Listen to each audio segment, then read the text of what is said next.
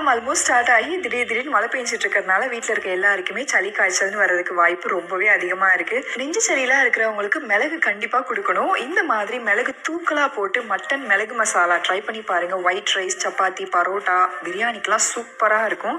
இந்த மட்டன் மசாலா செய்யறதுக்காக ஃபர்ஸ்ட் ஒரு மசாலா அரைச்சிடலாம். இந்த பொருட்கள் எல்லாமே கிளியரா டிஸ்கிரிப்ஷன் அண்ட் வீடியோவில் சைடில் டிஸ்பிளே பண்ணியிருக்கேன். இதை லைட்டாக வறுத்துட்டு எடுத்து தனியாக வச்சுக்கோங்க.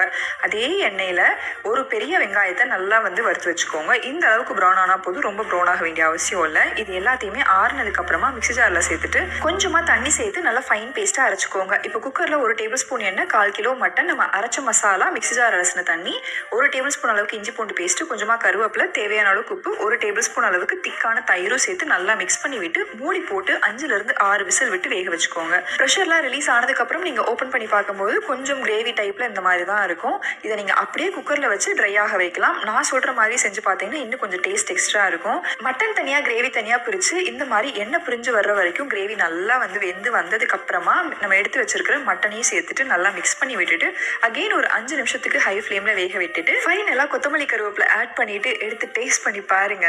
வேற லெவலா இருக்கும். கண்டிப்பா ட்ரை பண்ணி பார்த்துட்டு எப்படி வந்துச்சுன்னு சொல்லுங்க. பாய். மழை காலம் ஆல்மோஸ்ட் ஸ்டார்ட் ஆகி திடீர்னு மழை பெஞ்சிட்டு இருக்கு.